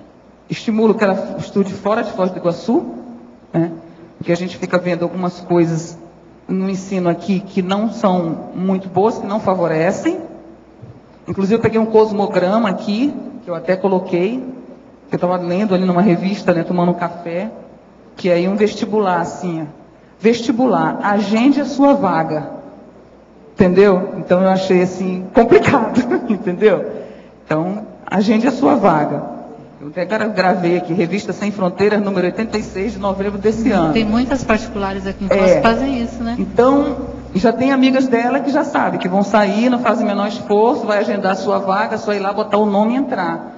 Então eu acho que esse tipo de educação não vai ajudar. Não vai ajudá-la a ser uma boa profissional, né? E tomar conta, e ter seu pé de meia, entendeu? Então eu estimulo que ela não estude aqui, que ela saia, vá ter sua própria vida, né? Vá trabalhar, enfim, tomar conta da vida dela. Então para mim é uma coisa muito tranquila, vou acompanhá-la até quando ela precisar, mas eu não tenho problemas nenhum com isso, sabe? Nós somos muito ligadas, muito amigas. Mas eu não tenho esse sentimento, não, de, tá junto de mim, não, vou chorar, não tenho. Tanto que eu coloco aqui a sindromologia, né? A maternidade racional eliminando a síndrome do ninho vazio, tá? Então eu não tenho esse sentimento, eu não vou ter, para mim não tem essa questão do ninho vazio, porque o nosso link é muito superior a isso, nós somos amigas. Então eu sei que ela vai seguir o caminho dela, principalmente ela vai fazer o que for necessário, uma hora de repente ela volte para Foz do Iguaçu, vai fazer as coisas da Conscienciologia, enfim, sabe? Mas essa parte profissional, essa qualificação, ela vai precisar, e eu dou todo o suporte que eu posso para ela ter essa qualificação. Entendeu? Lani, oi. Parabéns pelo verbete que vem somar com as nossas pesquisas da Evolucim. Obrigada. Que esse é a nossa maior preocupação, descobrir realmente como trabalhar com a criança desde antes do nascimento. Eu tenho uma questão a colocar. Em casa tudo bem, você tem o diálogo, você conversa, tem um ambiente favorável. Mas a questão das amizades é o que nós percebemos com as crianças. Muitas vezes tem uma criança que ela está muito feliz seguindo e a gente percebe que ela tem até parapsiquismo, a gente vai descobrindo os seus valores, os seus trafores e a partir de ela ir inteirando com as outras amizades, ela vai entrando na onda. É muito difícil. E aí as mães também não sabem como trabalhar isso, porque deixar a criança presa em casa, porque não quer esse amigo, não quer aquele amigo, e está muito difícil. Então eu gostaria que você colocasse a tua experiência dentro desse campo na criação da tua menina. Bem, desculpe, se você falou, eu tive que chegar tarde, eu tenho que também... Especificamente das amizades, não abordei ainda. Mas, que eu penso? Eu, pela questão de eu ser muito presente e vigilante com ela, eu converso muito e vejo e percebo as amizades que ela está envolvida. Então, eu até coloquei aqui na fatologia o corte das amizades que geram mais influências, alguma coisa assim. Então, eu já tive com esse problema em casa, uma amiga que, sedutora inclusive, a menina maravilhosa, conheci, nossa, era uma fofa. E depois eu fui ver que a menina tinha má índole, que tinha um processo que eu até coloquei aqui de repressão dentro de casa, e que no final das contas ela nos seduzia, assim, era uma casa fofa e tudo mais, mas cheia de má índole, que só gerava problemas, né, e levava a Mariana para o mau caminho, digamos assim. E aí, o que eu fiz? Eu comecei a conversar com ela. Falei, ó, no momento ela rechaçou, não, você está ficando louca, isso não existe, ela é muito legal. Falei, ó, não é, aí comecei a colocar fatos. Então, veja esse fato, esse fato, esse fato. Aí passa, ela não aceita. No outro dia, ó, veja esse. Então, eu penso que isso exige um processo de desintoxicação. Sabe assim, desintoxicação de drogas é a mesma coisa. Porque a pessoa está afetivamente ligada com aquela pessoa. Então, você tem que ir desintoxicando a criança daquela amizade.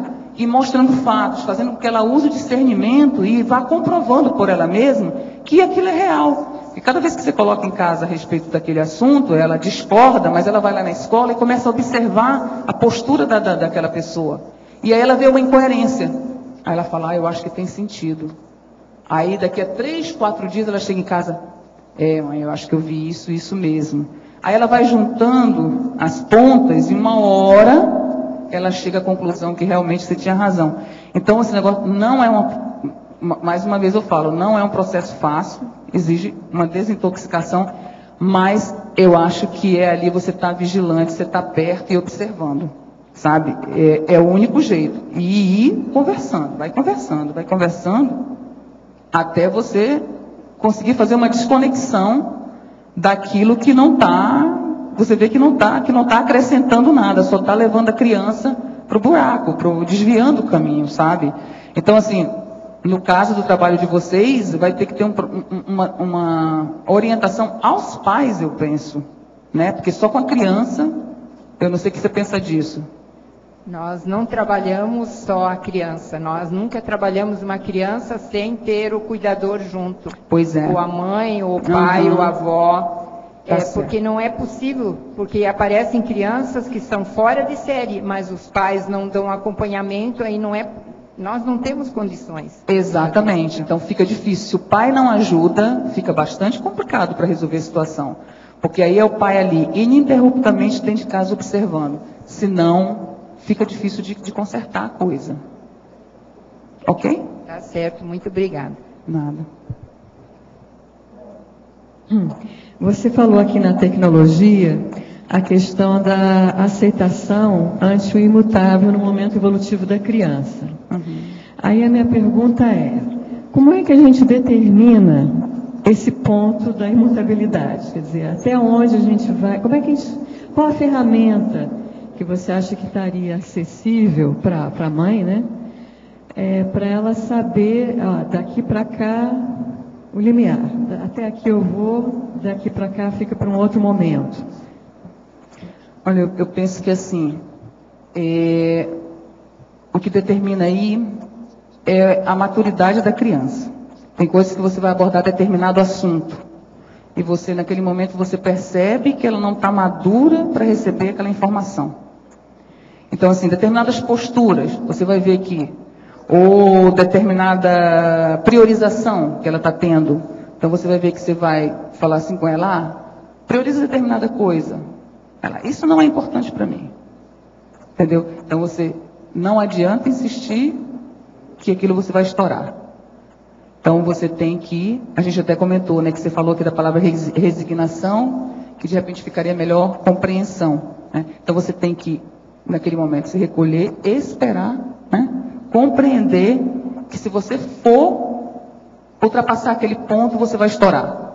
Vai gerar um conflito, vai ser um problemão. E que não adianta, ela não tem maturidade para entender, naquele momento, né, aquele esclarecimento, aquela TARES. Realmente, aquele momento para ela é imutável. talvez daqui a 1 ano, daqui a 2 anos, ela vai compreender, ou ela mesma vai ter maturidade, vai fazer uma autorreflexão, enfim, ela vai compreender, porque eles amadurecem muito rápido nessa fase, assim. Você deu o exemplo agora para a Reinalda da questão da amizade, né? Você não desistiu, você só melhorou a sua argumentação, não foi isso? Você foi lá, você percebeu, né, que a amiga não era... Falou, não teve resultado. E aí você foi coletando argumentos, né?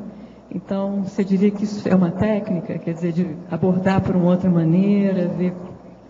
Isso é uma técnica. É por aí mesmo. Nesse caso Então, assim, eu fiquei ali, nesse caso, porque eu sabia que o negócio era, sabe assim, devastador para a vida dela. Não tinha muito tempo para... Não tinha. Exatamente. Esse não dá. Você teve que investir numa outra abordagem. Exatamente.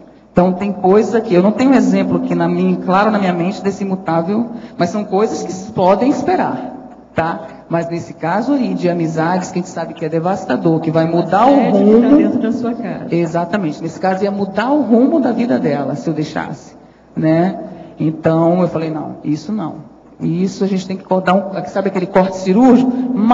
Porém, tem que começar das camadas superficiais da pele, entendeu? Tem que ser devagar, gradativo. Coleta de argumento, né? Me ocorreu aqui, agora aqui durante a tertúlia, que de repente poderia haver uma técnica para a gente avaliar o nível evolutivo da criança. Essa criança que veio como meu filho, será que teria assim, tipo um heteroconscienciograma que a gente pudesse aplicar à criança para avaliar? Essa criança é um serenão? Essa criança é uma ponte réu? Porque isso iria variar a maneira de educar, não varia? Sim, agora como aplicar essa técnica, é muito complexo. A ideia que me veio aqui era tipo pegar as variáveis do conscienciograma e a gente fazendo uma análise da criança para ver, olha, essa área aqui ela está mais deficiente, essa aqui... Interessante. E depois, de repente, está trabalhando aquelas áreas que... Não é assim que a gente faz no autoconscienciograma? Entendi. Usar o conscienciograma para a criança. Eu sei que é meio complicado, porque o conscienciograma é íntimo, né, da intraconsciencialidade, mas talvez pudesse fazer alguma coisa, dada a relação mãe-filha, que você pudesse fazer uma avaliação conscienciométrica. Entendi. É interessante. Para guiar aonde trabalhar mais. Interessante. Dani, só mais uma observação. Nessa questão dos filhos, que a gente tem que ir na conversa mesmo, né? Itares e conversar. Mas tem um momento, não sei se já aconteceu com você e comigo, porque eu tenho 2 meninos, né? Que é tanto porque, tem hora que eu falo, porque eu mando e você obedece. Mas às vezes, tem certas situações que foram assim, que foi na conversa, foi... tal, e Deus não vai ser assim, porque nesse momento eu tenho discernimento e você não tem, então vai ser assim. Mais pra frente a gente conversa sobre isso. Nesse momento será assim. Então você não vai fazer isso, não vai fazer aquilo, porque alguém tem que decidir da melhor forma. Então acho também que tem essa questão de mãe, de pai, enfim, da maternidade mais, né, da maternagem, dessa questão. Assim, ou aquela situação, o que eu faço, mãe? O que eu faço? Um exemplo, meu filho foi para a África. Mãe, eu vou? Se você disser para eu não ir, eu não vou. O que você me diz? Eu falei, coloque no papel as vantagens e as desvantagens. Vai ser bom para você. No que isso vai te ajudar? Se você decidir ir, vai. Se você decidir ficar, fique. Eu não vou dizer para você o que você tem que decidir. A decisão é toda sua. Porque eu acredito que ele já tinha essa condição de decidir. Então, acho que às vezes os pais têm que chegar mais duro mesmo, não tem como. Porque a consciência... Não, existem coisas sim. Existem coisas que não há como você retardar ou deixar para eles terem... Depende muito da fase, tá? Depende muito da fase. Então, por exemplo, uma fase que está agora, tipo 16, 17 anos, tem coisas que não dá para impor. Não. Agora tem coisas que sim. Por exemplo, hipóteses muito corriqueiras. Quero ir numa festa amanhã, só que eu tenho uma prova hoje. Não vai, ponto, acabou. Tchau. Pode ficar com raiva, se revirar na cama? Vai se revirar, não estou nem aí. Tem uma prova amanhã, a responsabilidade acima de qualquer coisa. Então, tem umas coisas mais bobas que você, bobas que eu digo nesse sentido, que você pode fazer. Agora tem coisas mais profundas que exigem um processo mais de negociação para você não ser autoritário também, entendeu? Para você, minha mãe está impondo as coisas para cima de mim, né? Então, existem as duas coisas, entendeu? Lani, eu gostaria que você comentasse qual que é a tua experiência em relação às mães também que vê esse seu comportamento na criação com a Mariana. Como é que é isso? Porque, de modo geral, também, né, a sociedade, existe uma deseducação do próprio adulto, né? Então, eu queria saber, assim, por curiosidade, se o pessoal aprova mais ou desaprova mais essa condição de, muitas vezes, você ser firme, que eu sei que você é, né? E acho o máximo, assim, pelos resultados, né? A hora que você olha o produto, você fala, poxa, valeu a pena. Mas como é que você vê, como é que as suas amigas ou as mães das amigas da sua filha veem isso? Bem, quando ela era menor, muita gente duvidava desse meu método. Então, eu já tive amigos no meu trabalho que me chamavam de madrasta. Então, dizia assim, não, você não é mãe, você é madrasta. Eu dizia assim, então tá bom, vamos ver depois o resultado, né? Então, hoje em dia, não. Eu já vejo que a maioria das pessoas acha o máximo do jeito que eu crio a Mariana. Entendeu? Porque vem o resultado, vem como ela se comporta, vejo a educação que ela tem, a educação com as pessoas, né? E estão vendo os resultados aí na cara. Não estou dizendo que ela é o máximo, ela tem muita coisa, né? Assim como eu também. Tanto que eu digo, mito da mãe perfeita, isso não existe, eu também não sou perfeito, tem um monte de coisa aí para trabalhar. Mas hoje em dia já mudou muito, mas tem muitas mães que acham que ainda é só amorzinho, só presentinho, só docinho, e acham que eu tenho muito rigor, entendeu? Mas já mudou bastante. Antes o negócio era mais... quando é fofinho, acha, por exemplo, quando eu ficava querendo que ela se alimentasse bem quando ela era pequena, né? Tem mãe que dá todos os chocolates do mundo. Eu não, fazia ela comer uma saladinha. Então tinha mãe que me odiava por isso, né? Como que você não dá chocolate toda hora para ela? Não, porque não dá. Então ela vai ficar obesa e quem vai ter problema sou eu, entendeu? Então tem essas coisas, e aí a coisa vai, o pessoal te critica mesmo, e você tem que ter discernimento para bancar, né? Tem que ser firme para bancar essas posturas que você, né? Por que eu fiz isso? Porque eu li, eu não sabia nada disso, mas é que eu estudei, eu peguei e fui estudar, a cada fase dela eu fui lendo, o que era mais apropriado para a criação dela. Fui lendo livros de psicólogos, de psiquiatras, de médicos, que eu mesma não sabia absolutamente nada. Por quê? Porque eu não tive uma educação assim. Minha mãe foi me criando do jeito que ela sabia me criar. E foi muito boa a criação da minha mãe, não estou aqui reclamando. Adorei, ela me criou muito bem, por sinal, eu acho.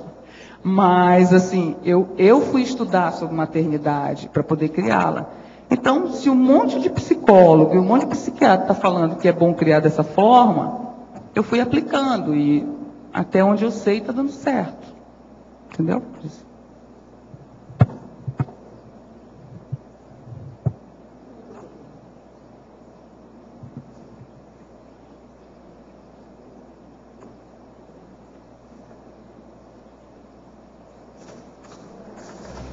Lani, você poderia comentar o último item do trinomiologia?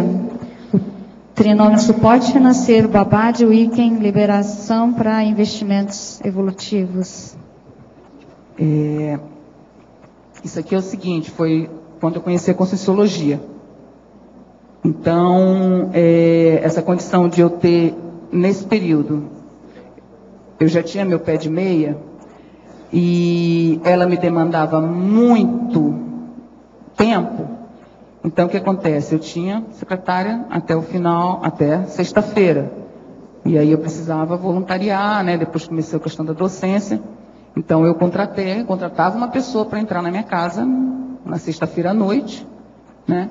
Para poder ficar com ela, para poder eu voluntariar, dar aula naquelas horas ali, 2 horas, enfim, ia lá, corria, dava uma aula, voltava.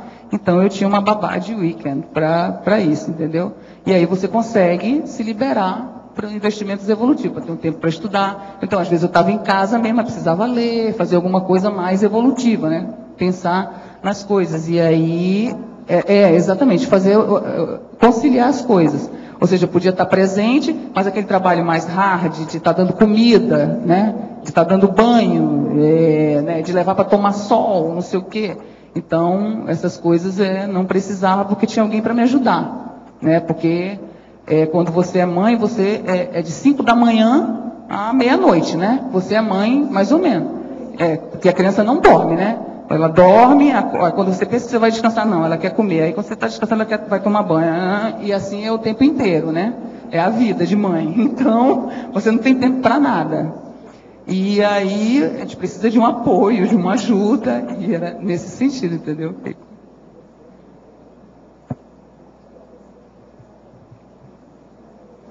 Ali na página 9, na mitologia, você poderia falar ali do mito do limite estabelecido, futuro garantido? É na linha de tudo que eu estava falando aí na questão do verbete. Ou seja, você faz todos esses investimentos, dá os limites, dá os esclarecimentos, mas nada disso garante que ela vá colocar em prática, sabe? Pode ter um momento que ela vai dizer assim: discordo tudo isso aí que você falou para mim, penso diferente e vou seguir a minha vida. Entendeu? Então, ela vai ter o discernimento dela para pensar diferente. Então, eu não me iludo em nenhum momento de que ela vá concordar com a criação que eu dou para ela. Eu penso, ela dá sinais de que as coisas vão indo bem, tá? Eu acho que as coisas podem dar certo. Tá, mas eu não posso, nesse momento, afirmar. Então, eu acho que é por isso que eu coloquei isso aqui. Então, você não pode dizer, não, isso aqui é uma consciência, então a consciência é complexa, né? Ela tem milhares de variáveis. Então, eu não posso afirmar, não, eu falei, ela não é robô. Então, assim, não, isso eu fiz, então ela vai ser assim. Pode ser tudo diferente, então por isso que eu coloco. Como é um mito, você diz assim, eu garanto que ela vai fazer isso assim, isso. Vai seguir essa linha que eu estabeleci. Tá, por isso que eu coloquei isso aqui. Parece que ninguém perguntou aí sobre o negócio que está sempre na moda, que o povo gosta de falar demais, que é a mãe protetora. Seria bom você falar sobre isso. Mãe superprotetora? A mãe superprotetora. Está na moda isso, professor? Já faz alguns anos que o povo só fala nisso, né? Todo lado, é muita coisa escrita. É verdade, justamente é mais ou menos. O processo da patologia que cria. Né? É mais ou menos na linha do que a professora Patrícia me perguntou aqui. O que as mães pensam da minha criação, né? Então, o que eu vejo é isso, são as mães protegendo, eu até coloquei aqui, na maniologia, a mania de acobertar as rebeldias, a mania de compensação, eu vejo muito nas pessoas que eu conheço. As mães dão tudo para compensar, sabe? A mania de compensação mesmo. Tudo aquilo que eu não tive, minha filha, na minha infância, eu vou dar para você. Tá? Todos os presentes que eu não tive, eu vou dar para você porque eu te amo muito e não quero que você passe por essa necessidade. Então, está estragando a pessoa, vai fazer a pessoa ser uma pessoa de 50 anos, uma criança. Então, eu vou contar um exemplo, se eu for lembrar um exemplo aqui. No meu trabalho, faz uns 4, antes de eu vir para cá, dessomou lá um colega de trabalho, ele já tinha, uns 60 anos, e ele era de Belém e morava em Manaus. E aí apareceu um rapaz, um senhor também, já tinha uns 40 anos, meio careca assim, com um rabinho de cavalo assim. Aí foi lá na sala do meu chefe. Aí depois que ele saiu, aí ele falou assim, inacreditável, vocês não vão acreditar que esse rapaz vai fazer aqui. O que foi? Ele é filho daquele senhor que trabalhava conosco, que dessomou. Adivinha o que ele vai fazer aqui? Ele veio pedir para nós uma cota em dinheiro, que é para a gente dar um saláriozinho para ele, porque o pai dele morreu, agora ele não tem mais onde tirar dinheiro. O cara tinha 40 e poucos anos, com 2 filhos morando em Belém. O pai dele morava num lugar tipo assim, um cubículo em Manaus, só mandar todo o dinheiro para lá. Para esse cara e para a irmã dele, que também era uma mulher casada, com não sei quantos filhos. Entendeu? Então é essa questão que eu vejo, que eu não posso me cair nessa esparrela de fazer com minha filha. De não dar o esclarecimento para ela agora, entendeu? Embotar tudo isso, passar a mão na cabeça dela. para poder ela chegar nessa condição lá com 40 anos e não saber o que vai fazer da vida. Então, é isso que essas mães que fazem esse tipo de coisa com os filhos conseguem. Segunda condição de mãe que o povo fala muito é a mãe repressora. Essa também você está tocando no assunto, porque essa aí é que é a brava. Exatamente. Aqui... O povo chega todo aqui inibido. Aí eu pergunto, foi a mãe ou foi o pai? Aí os dois vieram. Os dois. Exatamente, os dois vieram. Aí piora tudo. Entendeu? Pelo jeito da pessoa, a gente já pergunta, foi a mãe ou foi o pai? Não é fácil. Tem isso tudo. É a natureza humana. As pessoas, às vezes, precisam ter poder. A maternagem e a paternagem dão poder para a pessoa. Né? Agora, por isso que eu falo para certas pessoas para arranjar um cachorro, que ela vai ter poder sobre o cachorro. É um jeito de fugir da história, né? De ficar preso ao processo do passado. Agora, Lani, como é que você... O que eu observo hoje em dia é que a gente está até para os adultos, uma era de superestimulação de tudo. Internet, de consumo, está tudo muito fácil.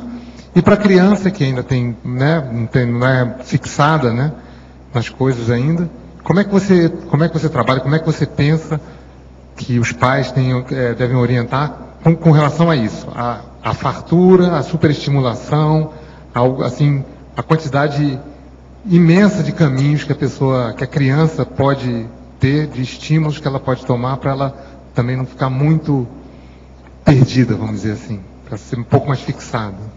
Isso é um trabalho árduo, eu vejo, que eu tento orientar lá em casa, né? É o tempo todo esclarecendo. O tempo todo esclarecendo. Eu até citei aqui, por exemplo, estudo em escola particular, que tem mães de todo tipo, principalmente essas que têm a mania de compensação, que dão tudo para os filhos. Então ela vê e chega e fala, não, eu quero uma mochila igual do fulano, eu quero um sapato igual do fulano, e você fala assim, não, você não precisa disso, né? Não é por causa de uma marca de mochila, de uma marca de sapato, que você vai ser melhor aceita. Você vai ser melhor, assim, você não precisa disso, você vai se sobressair pela sua intelectualidade. Agora, como a criança vai entender isso, né? Tipo assim, não, eu não preciso disso, né? Então, isso é falando, isso é esclarecendo, e demora, e vai ficar brava, e vai espernear, e você não vai ceder, e você vai esclarecendo. Então, como eu contei ainda há pouco, eu quero um sapato X. Aí a gente chega no guarda-roupa e abre, dá uma olhada aqui quantos sapatos você tem. Tem, sei lá, X sapatos. Você acha realmente que você está precisando de mais um? E aí você não cede. Aí às vezes eu dizia assim para ela, falava assim, eu estou sem dinheiro, eu tenho R$100 no bolso.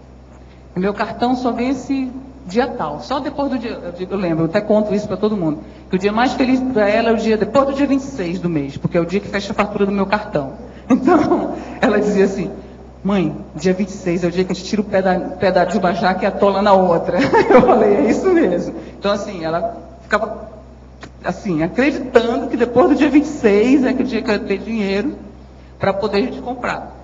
Tipo assim, eu poderia dar? Poderia, mas eu estaria educando? Não. Eu estaria deseducando, porque ali é um sapato ali, aí depois é uma roupa acolá, aí depois é uma droga, aí depois vai vender todos os objetos da casa para comprar cocaína, e assim vai, é o crescendo, né, da deseducação, é o que a gente vê, é o que eu já pude ver em outras casas, em outras histórias, né, de famílias.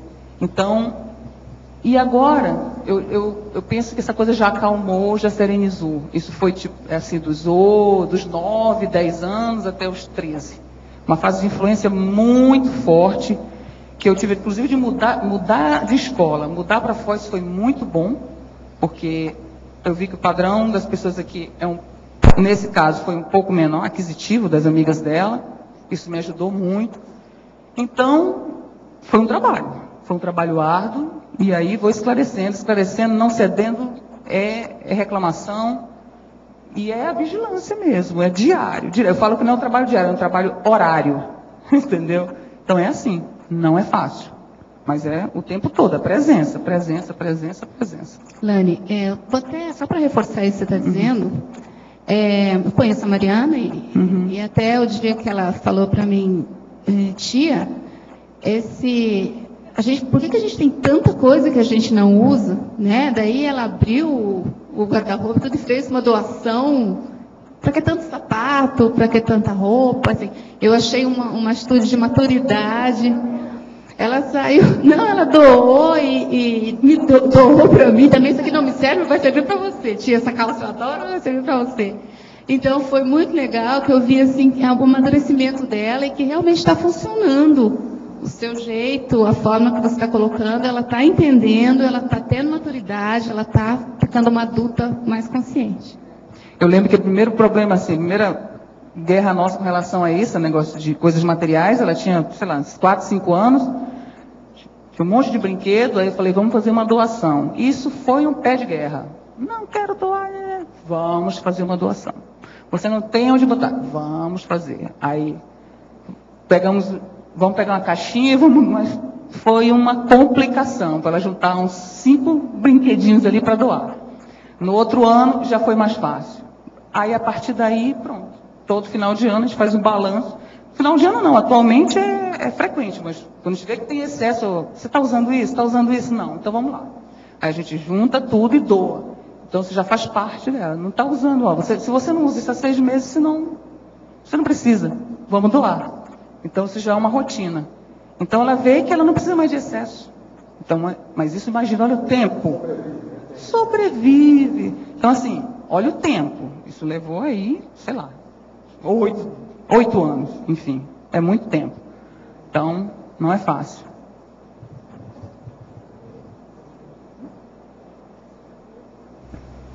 Lani.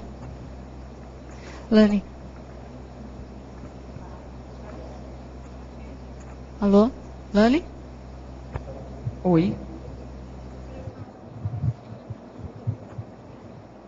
Oi, está. Eu estou fazendo uma analogia aqui com o seu verbete, um item que tem no do professor, parece que tem tudo a ver. Na página 2 aqui eu vou ler, Educaciologia. A sábia natureza ensina e educa friamente ao ser humano, a repartir fraternalmente. O pai cria a linda filha para outro homem. No caso, eu estava pensando assim, aquilo que você falou do desapego, né? Você, assim, vai estar uma vida inteira de criação e no final da história você vai dar para o mundo o produto, né? Então, isso é bem fraterno também, né? Você poder caprichar no que você vai inserir. Uma pessoa para convívio, uma pessoa com valores. E é isso, né?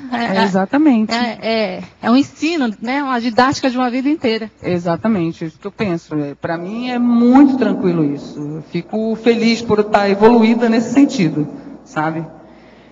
Então, uma coisa que me chamou a atenção no verbete de ontem, do Infanciologia, na Maturologia, que se fala assim, a escolha dos nossos parentes ou da família nuclear é feita na intermissão pré-ressomática. Né? A escolha dos nossos amigos é feita nesta dimensão. Achei bem legal. Você que faz. Exatamente. E tem uma outra coisa aqui que o senhor falou. Esse aqui, ó.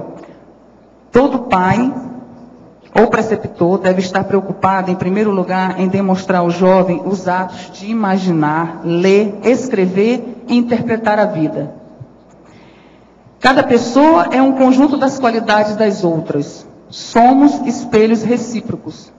Entendeu? Então, assim, no caso da minha maternidade, eu aprendi demais. Agora, todo o dicionário eu estou fazendo assim. Agora, esse aí o pai que prepara a bela filha para o outro, isso é para chatear os machistas. É um fato. Negócio muito sério. Professor. Agora, isso aí também é da filosofia africana lá. A cultura africana, eles falam nisso. Os bugres. Eu só queria, foi falado em repressão e educação, muito bacana o teu tema. Eu só queria dar um feedback para o senhor da palestra que o senhor anunciou da Sheila, ela não está aqui, mas foi bem interessante. Tinham grupos representados de todos os tipos. Tinha o pessoal, os militantes do PCdoB, tinham professores universitários, tinham marxistas, tinham islâmicos, Tinha um grupo bem interessante. Fizeram muita pergunta para ela? Fizeram bastante pergunta, ela iniciou a palestra. Ela gostou do trabalho? Ela gostou. Então tá. Iniciou a palestra, né, tirando sapato, falando que chegou descalço, falando de universalismo, deu um show. É muito sério, né? Foi muito bom. Isso aí não é fácil. Foi muito válida a palestra. A experiência para ela foi muito boa. Eu mandei minhas energias para ela.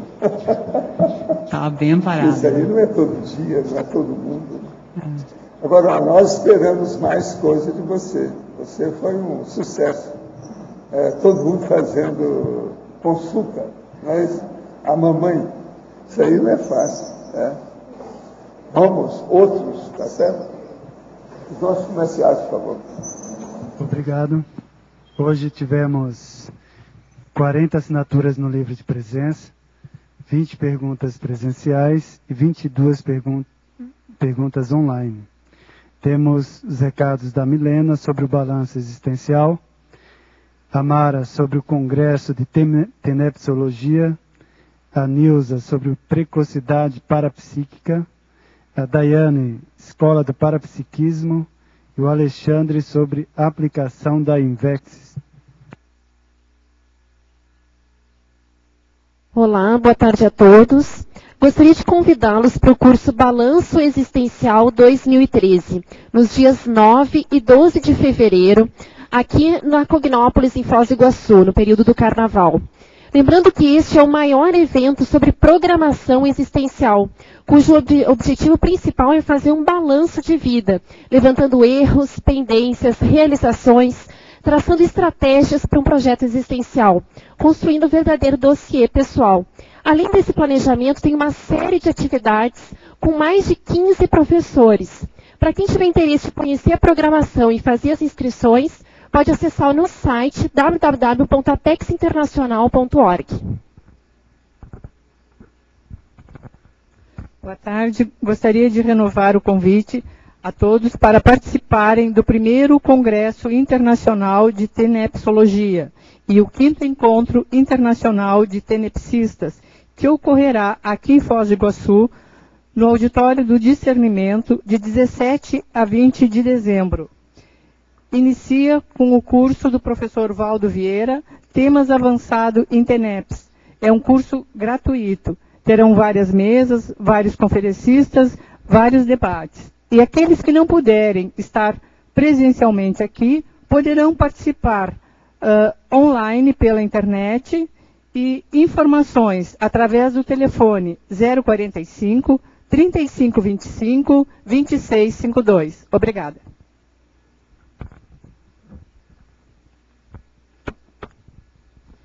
Boa tarde a todos. A CIP convida os tertulianos e teletertulianos para o curso Precocidade Parapsíquica com a professora Carla Giuliani. Este curso possibilita ao aluno identificar e compreender as manifestações parapsíquicas desde a infância e os seus reflexos na adultidade. Os principais tópicos do curso são relações grupocármicas, retrocognições, paragenética e ressoma, parapsiquismo na infância, lembranças de vidas passadas, bloqueios parapsíquicos na adultidade e assumindo o parapsiquismo interassistencial. A data do curso é o dia 5 e 6 de janeiro de 2013, na sala da CIP Discernimento Foz do Iguaçu. As pessoas interessadas, elas podem passar um e-mail para acip.com ou fazer as suas inscrições através na recepção mesmo da ICIP ou pelo telefone 2102 1421. Obrigada.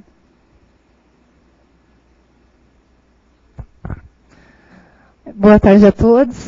Gostaria de convidar a todos a participarem da 3ª turma da Escola de Parapsiquismo. Quem não conhece a escola, nós trabalhamos com atividades que são desenvolvidas ao longo de um ano, sendo que existem 3 módulos que ocorrem aqui em Foz. O primeiro módulo vai começar no dia 2 até o dia 6 de janeiro. Aí o segundo módulo ocorre em julho e o terceiro ocorre em dezembro.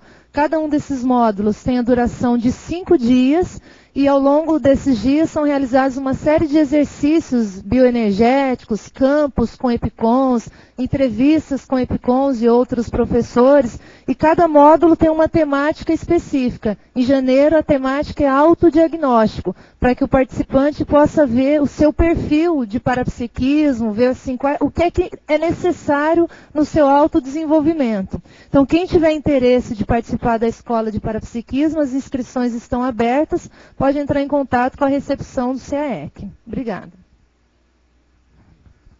Olá, pessoal. Eu estou aqui em nome da Sinvex para divulgar o curso Aplicação da Invex. A técnica da Invex é uma técnica em que a pessoa, desde a juventude, já se organiza para cumprir a sua programação existencial. Então, nossa proposta com esse curso é oferecer técnicas, né, ferramentas para que a pessoa consiga aplicar isso, de fato, no seu contexto existencial, no seu contexto singular. Esse curso vai acontecer de 24 a 27 de janeiro, agora. O local vai ser a sala da CIP no Discernimento. E quem tiver interesse pode mandar e-mail para cursos@asinvex.org. Muito obrigado.